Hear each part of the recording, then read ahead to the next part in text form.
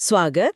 आज हम एक बहुत बहुत ही विशेष अव्यक्त मुरली पर बात करने वाले हैं। जी 23 जनवरी 1969 की मधुबन में बाबा ने सुनाई थी। हाँ, ये वो समय था बिल्कुल जब साकार से अव्यक्त वाला परिवर्तन हुआ था। हाँ, बिल्कुल। और ये मुरली उसी अनुभव और उसके जो गहरे अर्थ हैं जी उस पर है। तो मतलब इसका सार क्या है? ये मुरली हमें व्यक्त रूप से जो शारीरिक पहचान है उससे परे देखने को कहती है हम्म और अव्यक्त स्वरूप का आत्मा का जो सूक्ष्म रूप है, शक्तिशाली रूप है, उसका अनुभव करने की तरफ ले जाती है। सही। इसमें स्नेह की बात है, शक्ति की बात है और सबसे जरूरी कर्मातीत अवस्था की। कर्मातीत अवस्था, बिल्कुल कर्मों के बंधन से मुक्ति। हाँ, तो आज हम कोशिश करेंगे कि सिर्फ ऊपर ऊपर से नहीं, बल्कि इसकी जो गहरे आध्यात्मिक मोती है ना, उन्हें निकालें। जी हमारी समझ को, अनुभव को गहरा करें। बिल्कुल यही कोशिश रहेगी। हमारे पास स्रोत के तौर पर इसी मुरली के मुख्य अंश है। इसमें बाप दादा के अव्यक्त रूप में मिलने का अनुभव है। रूह रूहान की बात है, मतलब आत्मा की परमात्मा से जो बातचीत होती है। जी, अंतरंग बातचीत। शक्ति स्वरूप बनने की प्रेरणा और कर्मातीत अवस्था तक कैसे पहुंचे, इसका रास्ता। हाँ, ये सब पॉइंट्स इसमें कवर होते हैं। तो चलिए शुरू करते हैं, फिर इस ज्ञान सागर में गोता लगाते हैं। जरूर। तो शुरुआती एक बहुत सीधे और गहरे सवाल से होती है। बाबा पूछते हैं, तुम किसको देख रहे हो, व्यक्त को या अव्यक्त को? सीधा सवाल। हाँ, ये सवाल सिर्फ देखने का नहीं लगता है ना, मतलब अनुभव की गहराई का है। बिल्कुल। और साथ में ये भी तो कहा है जो बच्चे अव्यक्त रूप में स्थित होंगे वही इस मिलन को समझ सकेंगे। हाँ, ये सुनने में तो आसान लगता है, पर इसका असली मतलब क्या है, ये अव्यक्त रूप में स्थित होना? देखिए, ये सवाल सीधा मुद्दे पर आता है। यहाँ जोर इस बात पर है कि अगर हमारा ध्यान, हमारी चेतना वो सिर्फ शारीरिक रूप में, व्यक्त में अटकी रहेगी, अच्छा। तो हम वो जो गहरा सूक्ष्म निराकारी अनुभव है ना शिव बाबा का अव्यक्त रूप में, उससे रह जाएंगे, वो मिलेगा नहीं। अव्यक्त स्थिति में स्थित होने का मतलब ही है कि अपनी चेतना को देहभान से ऊपर उठाना, आत्मिक स्वरूप में टिकाना। अच्छा। और केवल इसी स्थिति में सूक्ष्म वतन का या कहिए परमात्मा के साथ उस निराकारी, उस वाइब्रेशनल कनेक्शन का अनुभव हो सकता है। तो ये सब देखने की बात नहीं है, ये एक अवस्था है। हाँ, एक आंतरिक अवस्था की बात है। अच्छा, तो अव्यक्त स्थिति मतलब सिर्फ शरीर को न देखना नहीं, बल्कि चेतना का एक लेवल ऊपर। बिल्कुल। और इसी स्थिति में जो मिलन होता है उसे रूरूआन कहा गया है। ये भी बड़ा दिलचस्प शब्द है। हाँ, ये कोई आम बातचीत नहीं है। मुरली में आता है कि 2 दिन पहले भी बाबा से ऐसी ही रूरूआन चल रही थी। ये शब्द रूरूआन, क्या मतलब है इसका? हाँ, रूरुआन का मतलब सिर्फ विचारों का लेन देन नहीं है। ये आत्मा का आत्मा से या आत्मा का परमात्मा से, वो संकल्पों के लेवल पर होता है। अच्छा, संकल्पों के लेवल पर। हाँ, बिना शब्दों के एक गहरा आंतरिक संवाद, सूक्ष्म जगत की शांति, उसकी वाइब्रेशंस को महसूस करना। जैसे बाबा पूछते हैं, वतन का अनुभव करने के लिए तैयार हो? हाँ। और बच्चे एकदम सहज भाव से कहते हैं, जो बाप की आज्ञा। हम्म। तो ये सिर्फ हाँ कहना नहीं है, ये गहरा समर्पण है, अटूट विश्वास है और उस अनुभव के लिए एक आंतरिक तैयारी भी है। अच्छा, तैयारी। हाँ, इसी समर्पण में वो शक्ति है जो अव्यक्त मिलन का दरवाजा खोलती है।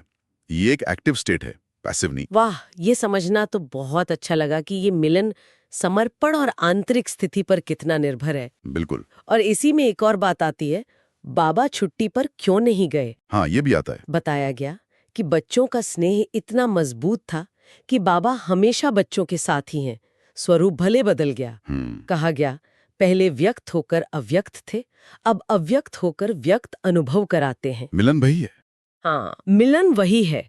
ये बात स्नेह की शक्ति को दिखाती है ना? निश्चित रूप से ये दिखाता है कि स्नेह का जो बंधन है वो फिजिकल प्रेजेंस से कहीं ज्यादा मजबूत है। सही। लेकिन यहाँ एक और गहरा पहलू है। बाबा कहते हैं कि ये मिलन सिर्फ स्थूल इंद्रियों का नहीं है। अच्छा। कहते हैं, नैनो की मुलाकात जानने वाले बच्चे इस थोड़ी सी मुलाकात में शिक्षा और डायरेक्शन ले लेंगे। नैनो की मुलाकात? हाँ, इसका क्या मतलब है? मतलब जो बच्चे अपनी आंतरिक दृष्टि, अपनी आत्मा की आंखें खोली रखते हैं, वो बाबा की नजरों से ही बिना किसी लंबी बातचीत के वो सब कुछ ले लेते हैं जिसकी उन्हें जरूरत है। जैसे कि? जैसे स्नेह की अनुभूति, आंतरिक शक्ति का संचार और अपनी स्थिति को ऊंचा उठाने की प्रेरणा या डायरेक्शन। अच्छा। ये पूरी तरह से अनुभव पर आधारित है। शब्द यहाँ पीछे रह जाते हैं और जो सार तत्व है वो सीधा आत्मा तक पहुंचता है। वाह, तो नैनो की भाषा मतलब शब्दों से परे सीधे अनुभव। हाँ, एसेंस को पकड़ना। लेकिन फिर मुरली अचानक एक मोड़ लेती है।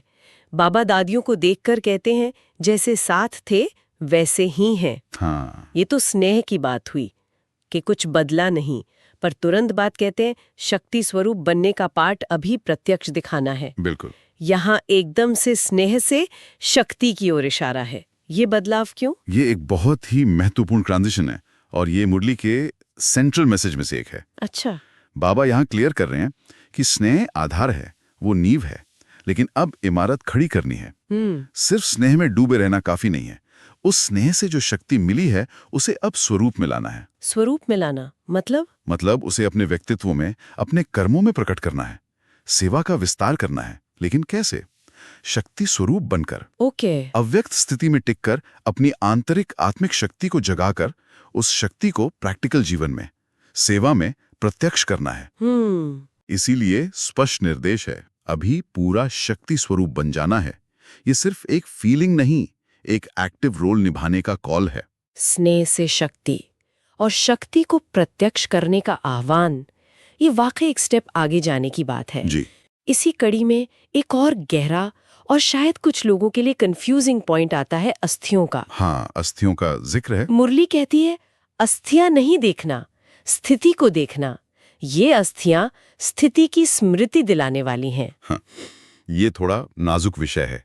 कैसे समझें इसे सही तरह से? आपने सही कहा, ये एक सेंसिटिव पॉइंट है और इसे सही परिप्रेक्ष्य में समझना बहुत जरूरी है। हाँ, मुरली यहाँ बहुत साफ कर रही है कि साकार ब्रह्मा बाबा की अस्थियां, उनके जो फिजिकल रिमेन्स हैं, वो भक्ति मार्ग की तरह पूजने की चीज बिल्कुल नहीं है। अच्छा। उन्हें किसी तावीज की तरह या श्रद्धा के एक फिजिकल सेंटर की तरह नहीं देखना, बल्कि वो अस्थियां एक पावरफुल सिंबल है, एक यादगार है। किस चीज की यादगार? उस सर्वोच्च स्थिति की जिसे ब्रह्मा बाबा ने अपने जीवन में धारण किया।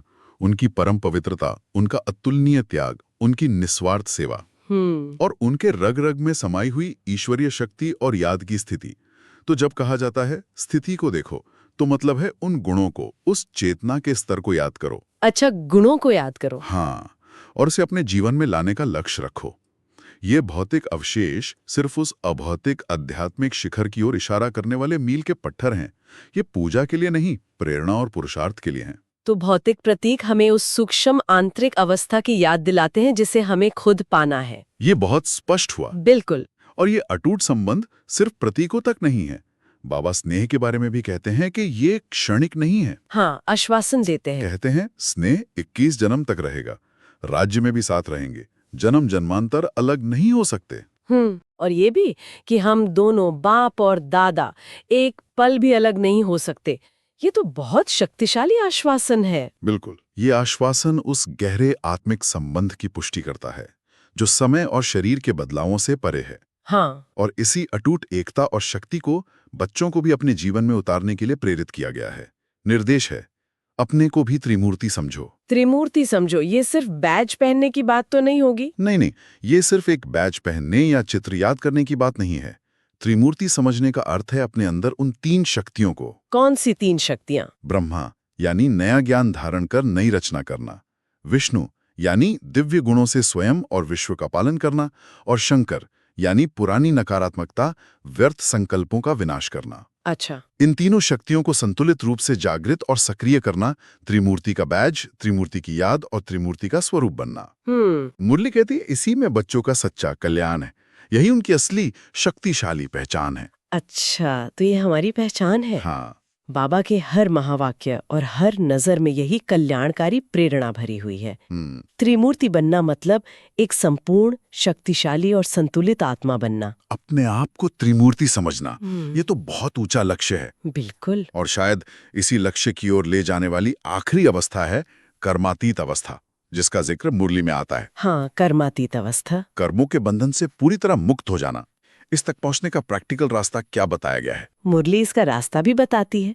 बाबा कहते हैं जैसे मधुबन में एकाग्र होकर बाबा के साथ समय बिताते थे, हाँ, वैसे ही हर समय, हर स्थान पर, अपने हर कर्म में बाबा के संग का, उनके साथ होने का अनुभव करो। हर समय। हाँ, हर समय। और सिर्फ अनुभव नहीं बल्कि हर कर्म श्रीमत यानी परमात्मा के दिए हुए श्रेष्ठ मत या दिशा निर्देशों के आधार पर करो। अच्छा, निरंतर याद और श्रीमत का पालन यही कर्मातीत अवस्था की ओर ले जाने वाला राजमार्ग है। ये कोई मिस्टीरियस चीज नहीं है, बल्कि लगातार अभ्यास और जागृति का नतीजा है। निरंतर याद और श्रीमत पर चलना, और इस यात्रा में स्नेह की भूमिका भी जरूरी है, जैसा हमने पहले देखा। हाँ, स्नेह तो आधार है। लेकिन यहाँ मुरली स्नेह के बारे में एक बहुत महत्वपूर्ण बात बताती है, एक तरह से राज खोलती है। बाबा कहते हैं स्नेह शरीर से नहीं था, स्नेह गुणों से था, स्नेह कर्तव्य से था, और यही स्नेह सदैव रहेगा। हाँ, ये बात तो स्नेह की पूरी परिभाषा ही बदल देती है। हाँ, ये मुरली का एक और क्रांतिकारी बिंदु है। ये स्पष्ट करता है कि जिस स्नेह की बात हो रही है वो सिर्फ शारीरिक आकर्षण या इमोशनल अटैचमेंट नहीं है। तो फिर क्या है? वो स्नेह बाबा के दिव्य गुणों के प्रति था, पवित्रता, ज्ञान, शांति, प्रेम, शक्ति। अच्छा, गुणों से स्नेह। हाँ, और वो स्नेह उनके द्वारा किए जा रहे विश्व परिवर्तन के महान कर्तव्य के प्रति था। कर्तव्य से स्नेह, जी। और क्योंकि गुण और कर्तव्य शाश्वत हैं, इसलिए ये स्नेह भी हमेशा रहने वाला है। शरीर बदल सकता है, हालात बदल सकते हैं, लेकिन गुणों और कर्तव्य पर आधारित स्नेह अटूट रहता है। ये समझ हमें रिश्तों को देखने का एक बिल्कुल नया नजरिया देती है। इसका मतलब तो ये हुआ कि जो बच्चे केवल बाहरी रूप से नहीं बल्कि आंतरिक गुणों और सेवा के कर्तव्य से बाबा के स्नेही है, हाँ, वही इस ज्ञान मार्ग पर अंत तक चलेंगे, वही स्थापना के कार्य में मददगार बनेंगे और माया पर जीत पाएंगे। बिल्कुल सही। ये स्नेह की कसौटी भी है और सफलता की कुंजी भी। स्नेह का आधार आत्मिक गुण और ईश्वरीय कर्तव्य होना चाहिए। यही सच्चा टिकाऊ स्नेह है जो हमें मंजिल तक ले जाएगा, जो हमें कर्मातीत अवस्था के करीब लाएगा। ये स्नेह हमें बांधता नहीं बल्कि मुक्त करता है। मुक्त करता है, वाह। इस गहरी चर्चा के बीच भविष्य की एक झलक भी दी गई है। कहा गया है मधुबन का नक्शा विश्व के सामने म्यूजियम बनकर आएगा। हाँ, ये भी कहा है। इसका क्या मतलब हो सकता है? ये एक तरह की भविष्यवाणी है कि मधुबन, जो इस ज्ञान का उद्गम स्थल है, वो भविष्य में पूरी दुनिया के लिए एक प्रेरणा का स्रोत बनेगा। अच्छा। ये एक ऐसा स्थान होगा जहां लोग आकर देखेंगे और सीखेंगे कि कैसे आध्यात्मिक शक्ति से व्यक्तिगत और विश्व परिवर्तन संभव है। ये अविनाशी भंडारा है। अविनाशी भंडारा, जहां से शांति, पवित्रता और शक्ति की किरणें विश्व में फैलेंगी। ये सिर्फ एक बिल्डिंग नहीं बल्कि एक जीवित आध्यात्मिक केंद्र के रूप में विश्व पटल पर उभरेगा। और अंत में मुरली हमें वापस हमारे कर्मों पर लाती है, लेकिन एक ऊंची स्थिति से। एक बहुत महत्वपूर्ण सूत्र दिया गया है। हाँ, कौन सा? जितना अव्यक्त स्थिति में स्थित होंगे उतना कर्म ऐसा होगा जैसे श्रीमत दे रही है। हाँ, ये पूरी चर्चा का निचोड़ सा लगता है। बिल्कुल। ये सूत्र कर्म और चेतना के गहरे संबंधों को दिखाता है। इसका अर्थ है कि जब हम अपनी चेतना में स्थिर होते हैं, देहभान से परे, आत्मिक स्वरूप में टिके होते हैं, परमात्मा की याद में रहते हैं, जिसे अव्यक्त स्थिति कहा गया है। हाँ। तब हमारे कर्म अपने आप ही दिव्यता से प्रेरित होते हैं। हमें हर कदम पर सोचना नहीं पड़ता कि श्रीमत क्या है। अच्छा। बल्कि हमारी स्थिति ही ऐसी हो जाती है कि हमारे संकल्प, बोल और कर्म स्वाभाविक रूप से श्रीमत के अनुसार होने लगते हैं। मतलब सहज हो जाते हैं। हाँ, कर्म सहज हो जाते हैं, उनमें शक्ति भर जाती है और सफलता निश्चित हो जाती है। ऐसा लगता है जैसे हम नहीं बल्कि स्वयं परमात्मा हमारे द्वारा कर्म करा रहे हैं। कर्म बंधन नहीं बनते बल्कि योग का साधन बन जाते हैं। तो अगर हम इस पूरी गहरी चर्चा का सार निकालें तो क्या कहेंगे? ये मुरली सिर्फ एक लेक्चर नहीं है बल्कि एक गहन आंतरिक बदलाव का आह्वान है। बिल्कुल। ये हमें भौतिकता, देह भान से ऊपर उठकर सूक्ष्म, अव्यक्त, आत्मिक अनुभव पर फोकस करने के लिए कहती है। सही। ये सिखाती है कि सच्चा आध्यात्मिक विकास सिर्फ स्नेह में मग्न रहना नहीं है बल्कि उस स्नेह से शक्ति लेकर उसे सेवा में लगाना है। हाँ, शक्ति स्वरूप बनना। और बाहरी प्रतीकों जैसे अस्थियां उनकी पूजा नहीं बल्कि उनके पीछे जो आंतरिक स्थिति है, जो गुण है, उन्हें धारण करना महत्वपूर्ण है। यही मुख्य बात है। और संक्षेप में कहें तो शायद संदेश ये है, अस्थियों की स्मृति नहीं, स्थिति की स्मृति रखो। साधारण मनुष्य नहीं, त्रिमूर्ति स्वरूप में स्थित रहो। हाँ। और याद रखो कि सच्चा, हमेशा रहने वाला स्नेह गुणों और कर्तव्य पर आधारित होता है, शरीर पर नहीं। बिल्कुल। इसी समझ, स्नेह, शक्ति और समर्पण से कर्मातीत अवस्था का दरवाजा खुलता है। और निरंतर याद और श्रीमत इसका आधार है। हाँ, वही आधार है। बिल्कुल। और ये पूरी चर्चा हमें एक विचार करने वाले प्रश्न के साथ छोड़ जाती है, जिसे हम अपने जीवन में लागू करके देख सकते हैं। अच्छा, वो क्या? मुरली जिस तरह गुणों और कर्तव्य पर आधारित शरीर से परे के स्नेह की बात करती है, वो हमारे आज के रिश्तों और आपसी जुड़ाव की जो सामान्य धारणाएं हैं, उनको कैसे देखती है? ये तो सोचने वाली बात है। क्या ये हमारे रिश्तों को चुनौती देती है, या शायद उन्हें और गहरा और ज्यादा मीनिंगफुल बनाने का रास्ता दिखाती है? हम खुद से पूछ सकते हैं, क्या हम अपने रोजमर्रा के जीवन में, अपने संबंधों में बाहरी दिखावे या इमोशनल उतार चढ़ाव से ज्यादा आंतरिक गुणों को, साझा मूल्यों को और एक दूसरे के प्रति अपने कर्तव्यों को महत्व दे पाते हैं? इस मुरली का ये पहलू शायद हमें अपने रिश्तों को एक नई, ज्यादा स्थायी नींव पर बनाने की प्रेरणा दे सकता है। इस पर मनन करना सार्थक होगा। बिल्कुल, बहुत गहरा विचार है ये।